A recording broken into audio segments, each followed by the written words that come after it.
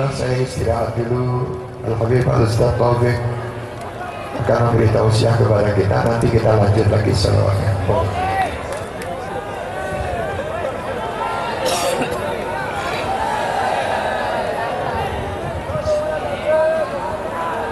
Assalamualaikum warahmatullahi wabarakatuh. Bismillah, innal hamdalillah nahmaduhu wa nasta'inuhu wa nastahdihi wa nastarshiduh wa na'udzu billahi min shururi anfusina wa min sayyiati a'malina. من يهد الله فلا مضل له ومن يضلل فلا هادي له. أشهد أن لا إله إلا الله وحده لا شريك له وأشهد أن سيدنا مولانا محمدا عبده ورسوله وصفيه وخليله أرسله بالهدى ودين الحق ليظهره على الدين كله ولو كره المشركون. اللهم صل وسلم وكرم وعظم على سيدنا مولانا محمد مفتاح باب رحمة الله عدد ما في علم الله صلاة وسلاما دائمين بدوام ملك الله وعلى آله وصحبه. أما بعد. Para habaib, para ulama, para kiai yang saya hormati, yang saya cintai, khususnya guru kita bersama Al-Habib Syekh bin Abdul Qadir bin Abdul Rahman As-Saggaf. Semoga Allah memberikan panjang umur kepada beliau, sehat walafiat, zahir batin, dan semua keturunannya jadikan anak-anak yang saleh, manfaat dunia sampai akhirat. Segenap panitia penyelenggara pemuda cinta salawat Karang Taruna Sakalitan Surabaya, khususnya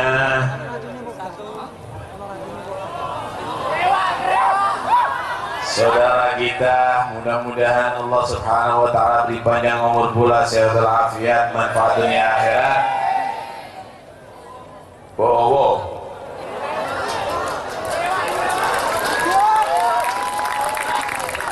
Mudah-mudahan segera kawin.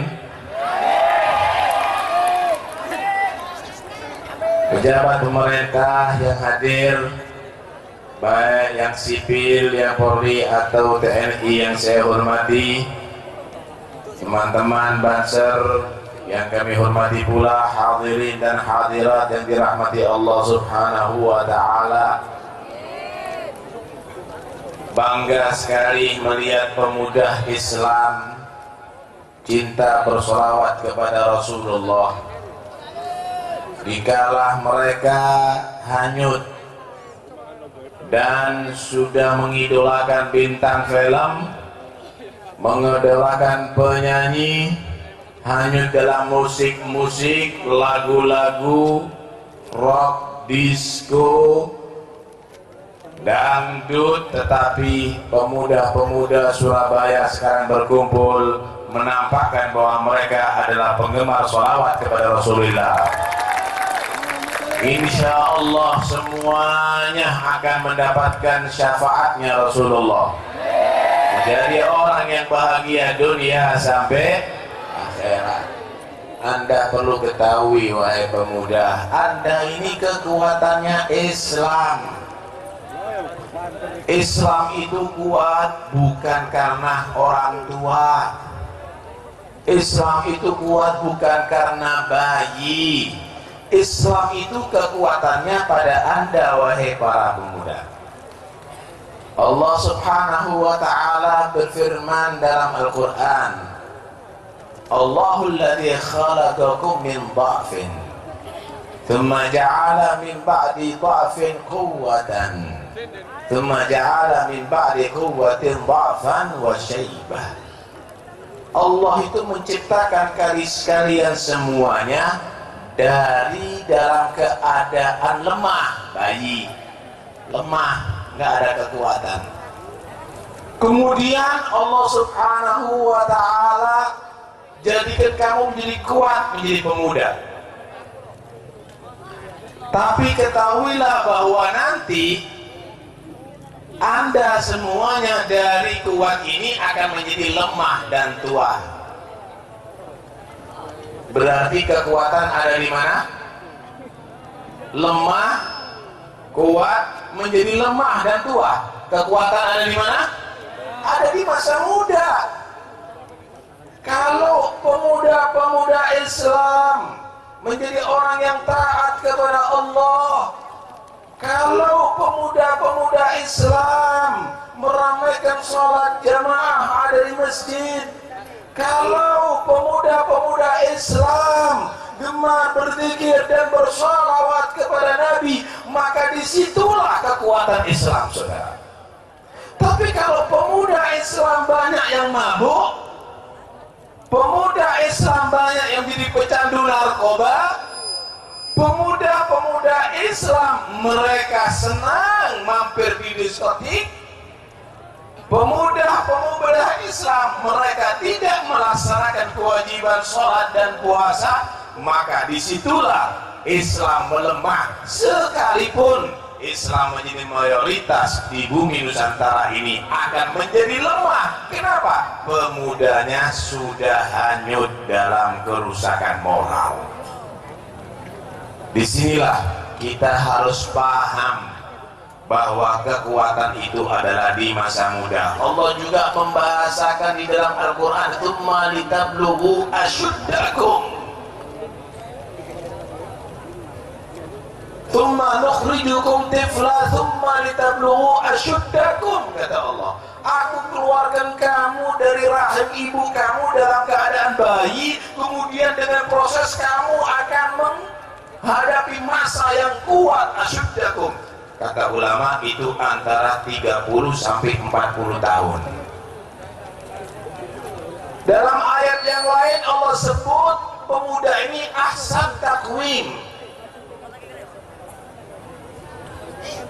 dalam bentuk yang sangat bagus, jalannya tegap, larinya kenceng, kekuatannya juga penuh. Tapi tumaradadnahu asfala safilin, setelah itu mulai mengurang, akhirnya jalannya 10 meter yang asalnya 10 kilo kuat, larinya 10 meter udah ngos-ngosan. Akhirnya kekuatan semakin melemah sampai akhirnya sampai ila ardalil umur. Akhirnya sampai kepada masa yang sangat tua, nggak bisa makan sendiri kecuali disuapin, bahkan kadang-kadang makan nasi pun nggak sanggup, makan bubur kembali seperti bayi lagi dikasih pempes. Begitulah semuanya perjalanan daripada manusia. Karena itu wahai pemuda Islam, jika Anda menjadi orang yang memperjuangkan agama Allah, tetap bertahan dalam ajaran yang benar, maka Islam akan menjadi kuat ada di Surabaya, Islam akan menjadi kuat ada di Indonesia. Amin.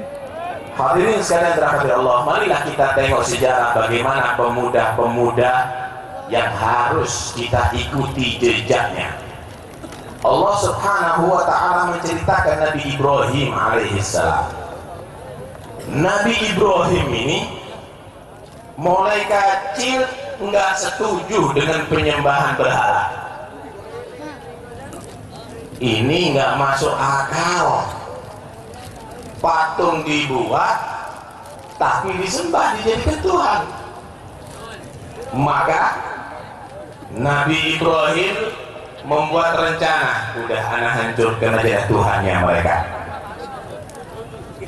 Pada masa hari raya bagi agama mereka,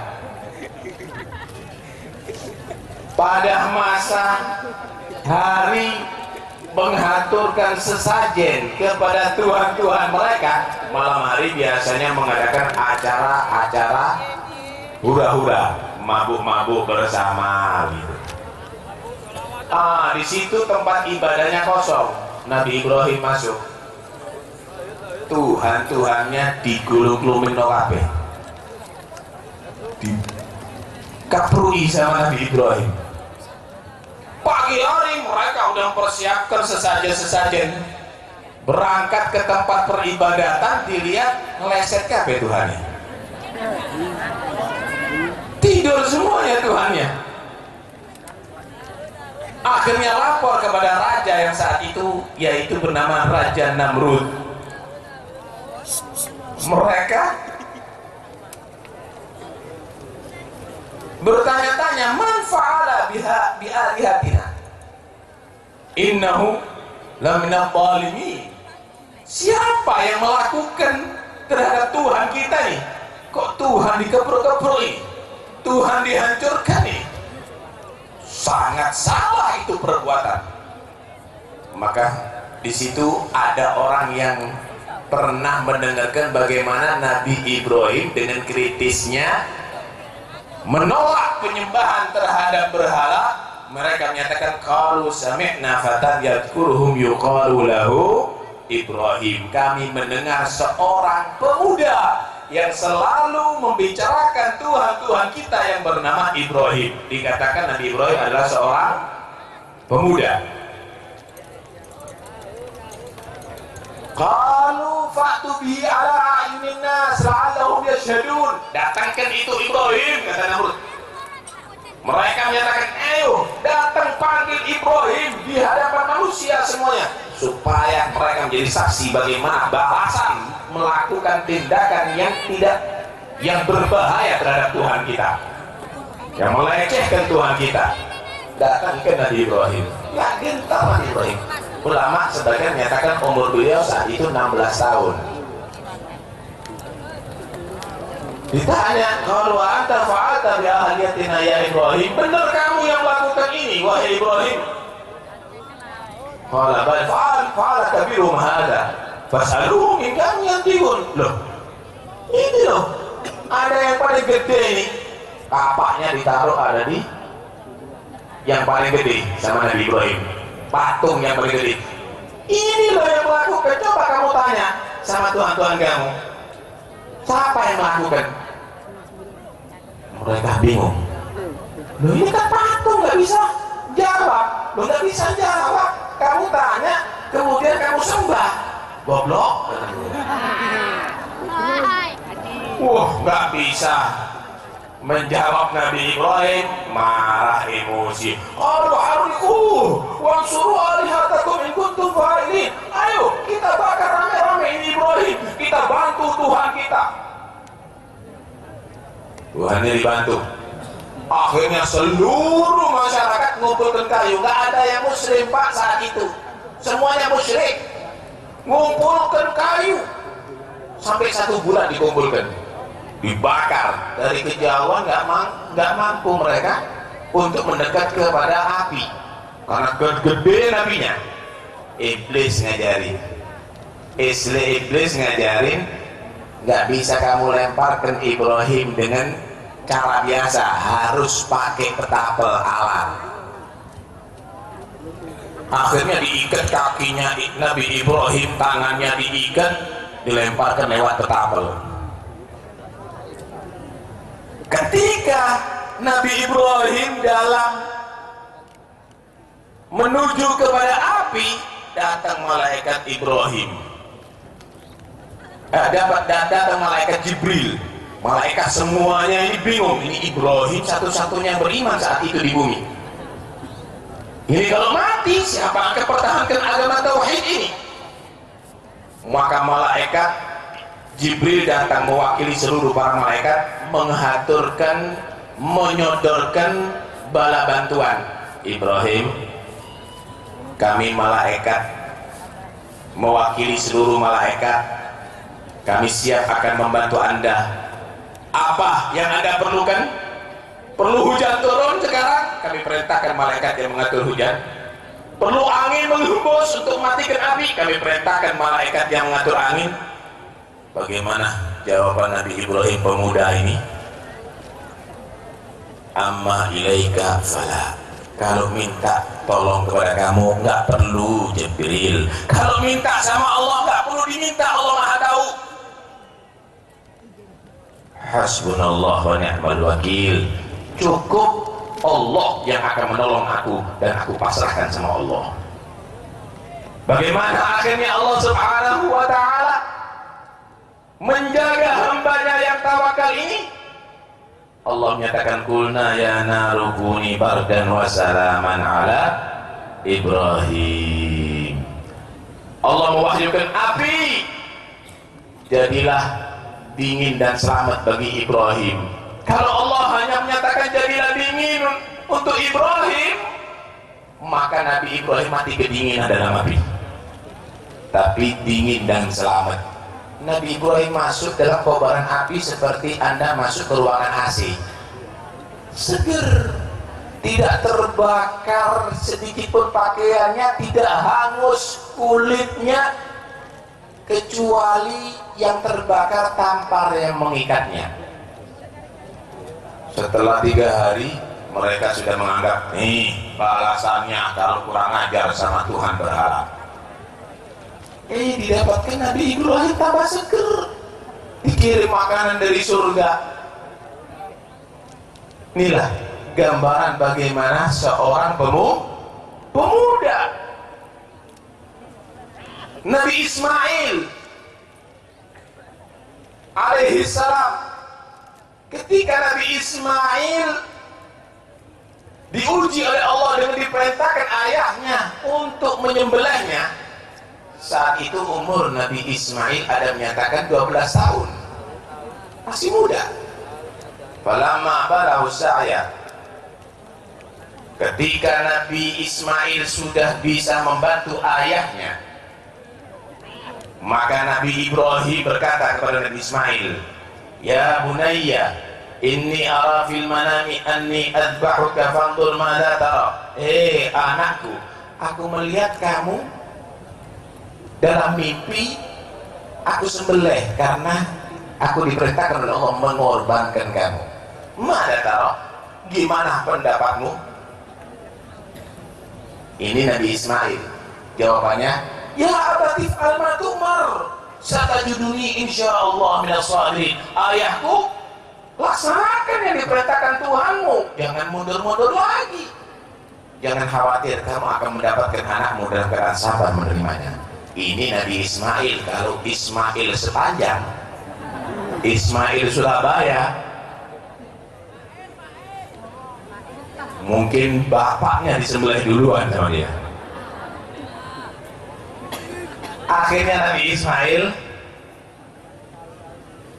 usul sama ayahnya, ayah, sebelum menyembelih aku, dibuka pakaiannya. Ini pakaian jauhkan dari aku, nanti titipkan salamku kepada ibuku dan kasihkan pakaian ini kepada ibuku untuk menjadi hiburan hatinya. Mungkin ibuku kangen dengan aku, bisa memeluk pakaianku. Ayah, jangan sampai darahku nempel ada di pakaianku. Pasti ibuku akan membayangkan bagaimana sakitnya aku ketika disembelih.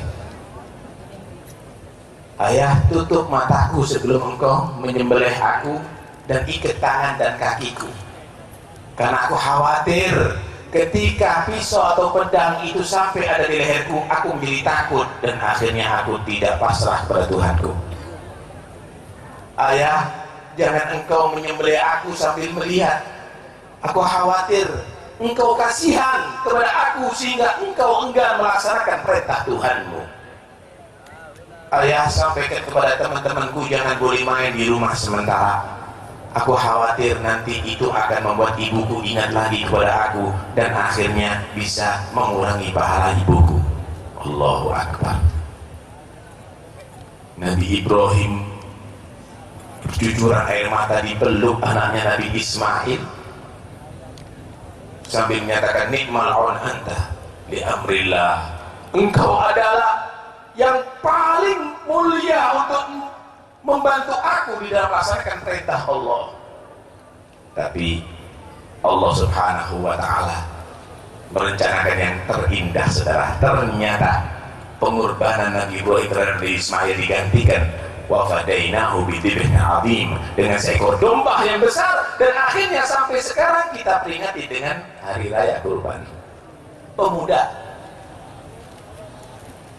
Nabi Yusuf alaihissalam, Nabi Yusuf alaihissalam bagaimana diusilin sama saudara-saudaranya sampai akhirnya diperbudak, sampai akhirnya Nabi Yusuf ketika dalam keadaan pemuda, falamma balagha asyuddahu atainahu hukman wa ilma wa kadzalika najzil muhsinin. Ketika masa muda umur 30 tahun, Nabi Yusuf nampak bagaimana kegantengan Nabi Yusuf, dikasih ilmu, dikasih kenabian oleh Allah Subhanahu wa ta'ala. Ya Allah, Nabi Yusuf gantengnya luar biasa. Itu Nabi Yusuf dikatakan ganteng seluruh dunia ini. Kalau 100%, yang 50% milik Nabi Yusuf, yang 50% dibagi manusia santunyo. Mbok sampai nanti dengan persen nih.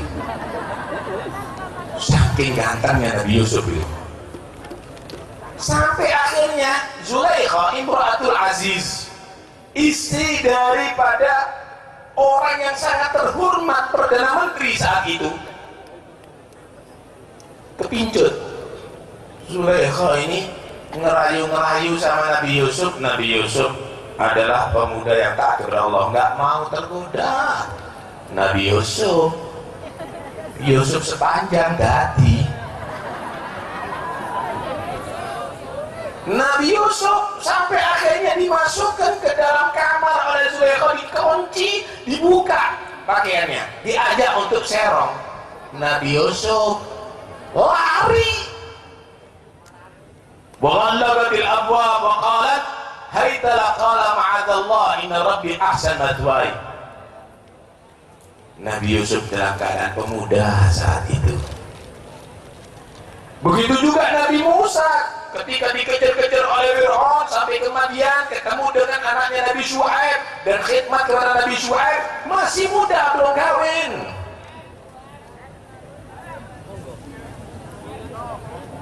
Demikian juga Nabi Isa. Nabi Isa itu diangkat oleh Allah umurnya 33 tahun, belum kawin. Nanti di akhir zaman Nabi Isa akan turun untuk memberantas salib-salib ini. Kurang ajar, ini bukan aku ini. Dipajang begini pakai sepak tol, ini bukan aku. Fayukasirus salib, dipecah itu salib-salib sama Nabi Isa. Datang Nabi Isa nanti di akhir zaman, malah Nabi Isa itu dikatakan kawin dan punya turunan. Allahu a'lam. Opo kawin di wong Surabaya, opo Pasuruan, opo kawin dengan anaknya cucu sampean, Bu?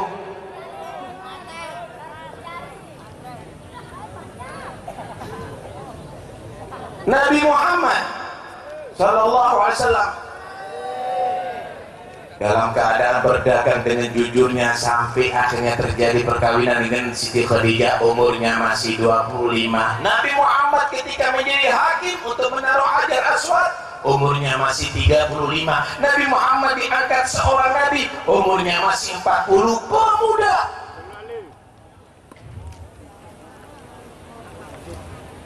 Sahabatnya Nabi itu kalau dibuat rata-rata, yang tertua Sayyidina Abu Bakar As-Siddiq, yang asadul awalun. Sayyidina Abu Bakar As-Siddiq umurnya 38 tahun, yang paling muda Sayyidina Ali bin Abi Thalib umurnya 10 tahun. Rata-rata mereka adalah para pemuda. Kalau kita lihat pemuda semuanya yang membela Islam. Karena itu kalau pemuda ini semuanya gemar bersolawat, Islam akan jaya. Kalau para pemuda dan pemudi ini mereka orang yang menjadi pemuda-pemudi yang taat kepada Allah, rajin sholat, rajin baca Quran, Islam akan kuat. Nggak perlu sampean sedia pedang, nggak perlu sampean sedia bom untuk mempertahankan Islam. Yang penting Anda jadi pemuda yang tidak kepincut dengan kebudayaan Barat. Yang penting Anda menjadi pemuda yang tidak kepincut dengan adat-adat Yahudi dan Nasara. Pemuda-pemuda seperti yang dicontohkan tadi itu, saudara. Anda ini jadi pemuda yang hebat kalau begitu. Apalagi ada di Surabaya. Waduh. Tapi alhamdulillah dolinya tutup, Gus. Gus Ipul sudah di sini. Alhamdulillah, itu banyak yang gak doli tutup, banyak yang gak setuju, Gus ya. Alhamdulillah, wali kotanya juga bagus, alhamdulillah. Ini Gus Ipul sudah merencanakan menutup doli itu bertahun-tahun, Gus ya. Alhamdulillah, sukses. Mudah-mudahan insya Allah Allah subhanahu wa ta'ala jadikan berkah dalam kepemimpinannya. Amin ya rabbal alamin. Karena itu majelis ini adalah sangat hebat, sangat kagum saya melihat pemuda-pemuda demikian. Pemuda berselawat. Saudara, kalau kita mau teliti, kenapa Islam itu dulu kok menang ya, kok jaya? Apa karena senjatanya? Waktu perang Badar jumlah orang Islam dikit, orang-orang musyrik banyak, kok menang? Apa yang menjadi kuncinya? Ternyata cinta kepada Nabi Muhammad SAW. Cinta kepada Nabi Muhammad inilah titik kemenangan Islam. Cinta kepada Nabi Muhammad inilah yang membuat Islam itu jaya. Kalau sudah mulai kurang cintanya kepada Muhammad, hancur. Nih, tak kasih gambaran sampai ya. Alhamdulillah di Indonesia semuanya masyarakat mayoritas ahlu sunnah wal yang senang sholawat kepada Nabi Muhammad SAW. Kalau Anda lihat bagaimana Saudi, bagaimana daerah Arab sekarang kacau, tahukah Anda kenapa mereka kacau padahal kaya? Daerahnya kaya, senjatanya lebih mutakhir daripada Indonesia. Kenapa kacau? Bentrok, perang. Ternyata mereka tidak senang sholawat kepada Nabi. Mereka tidak cinta kepada Nabi, tidak mengagungkan Nabi Muhammad SAW. Mereka menganggap Nabi itu adalah sama. Ziarah kepada Nabi tidak benar, ziarah kepada orang-orang soleh tidak benar, ziarah kepada sahabat tidak benar. Mereka menganggap itu. Akhirnya bagaimana? Negara Arab sekarang kacau, saudara. Negara Arab ditindas, walaupun kaya minyaknya, tapi ditindas oleh Amerika dan Eropa. Karena itu wahai masyarakat Indonesia, Anda menjadi kekuatan dunia sekarang, kekuatan Islam seluruh dunia ada di Anda, di Indonesia, saudara. Kenapa? Negara yang paling banyak muslimnya adalah Indonesia. Sekarang kita ini diprogram. Karena itu Anda dikirimi film-film yang begitulah. Mereka bekerja sama dengan pengusaha-pengusaha menampilkan bagaimana penyanyi-penyanyi yang erotis. Itu semuanya untuk menggeser kamu supaya nggak cinta dengan Nabi, supaya jauh daripada sholawat kepada Nabi, supaya jauh daripada ajaran Nabi. Tapi alhamdulillah Allah munculkan Habib Syekh di antara kita. Alhamdulillah. Akhirnya ternyata Masya Allah, sekalipun bukan Habib Syekh ini joget di antara kita, sekalipun Habib Syekh ini tidak menampilkan wanita-wanita yang cantik ada di sini, tapi semuanya gemar bersolawat kepada Nabi. Alhamdulillah. Karena itu kita doakan mudah-mudahan Habib Syekh panjang umur, sehat walafiat, majelis maulid ada di mana-mana insya Allah. Salawat akan menjadi kegemaran kaum muslimin insya Allah.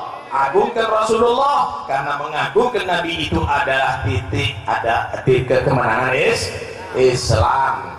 Melupakan Rasulullah akan menjadi orang yang mundur dunia sampai akhirat, menjadi orang yang kalah dunia sampai akhirat. Mudah-mudahan insya Allah kita semuanya bubar dari majelis ini akan semakin cinta kepada Nabi. Dan mudah-mudahan cinta itu akan membuahkan kita mengikuti ajaran Nabi. Yang mabuk mudah-mudahan insya Allah tobat. Pecandu narkoba mudah-mudahan tobat. Yang tidak sholat mudah-mudahan rajin sholat. Yang berjauh daripada majelis ilmu mudah-mudahan senang mencari ilmu.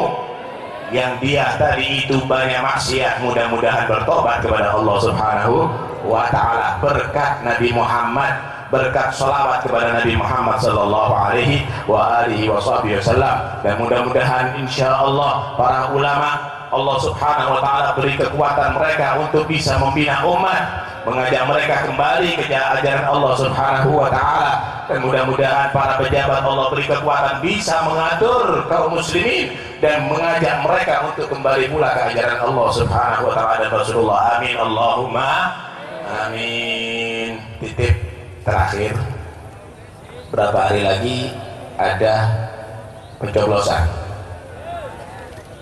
Titik 1, pilih orang Islam Ahlus Sunnah wal Jamaah dan berakhlakul karim. Ojo milih non muslim, jangan milih non muslim. Kedua, jangan milih orang yang di luar Ahlus Sunnah wal Jamaah, nanti akhirnya dilarang mauludan ini, sholawat ini dilarang nanti akhirnya. Yang ketiga, jangan milih yang berakhlak yang tidak baik. Sekali lagi, jangan ada yang golput karena non muslim mereka sudah merencanakan untuk mereka memilih wakil daripada non muslim. Yang di luar Ahlus Sunnah wal Jamaah mereka juga memilih wakil-wakil dulu Ahlus Sunnah wal Jamaah yang akhlaknya tidak baik, juga memilih wakil-wakil yang tidak akhlak yang baik. Yang Islam Ahlus Sunnah wal Jamaah dan berakhlakul karimah, kita harus berkiprah pilih wakil orang muslim Ahlus Sunnah wal Jamaah dan berakhlakul karimah. Mudah-mudahan Allah pilihkan yang terbaik. Amin Allahumma amin. Mudah-mudahan insyaallah kita semuanya bubar dari sini. Allah ampuni segala dosa kita, Allah terima segala amal kebaikan kita, dan mudah-mudahan Allah berikan taufik dan hidayah sehingga kita menjadi orang-orang yang beruntung dunia akhirat, selamat dan mulia dunia akhirat. Amin Allahumma amin. Wassalamualaikum warahmatullahi wabarakatuh. Wallahi ta'ala wabarakatuh. Alhamdulillah, didoakan juga beliau Al-Habib Al-Ustaz Taufik Ibn Abdul Qadir Segaf, beliau diberi sehat juga, panjang umur, dan terutama diberi kesehatan dan kesembuhan bagi ibu beliau yang lagi sakit, dan Hababah Radiyah binti Ali bin Syahab, Hababah Raguan binti Muhammad Al-Idrus, dan siapapun yang sakit dari kita semua diberi kesehatan dan kesembuhan sempurna biniyati syifa bisirril Fatihah.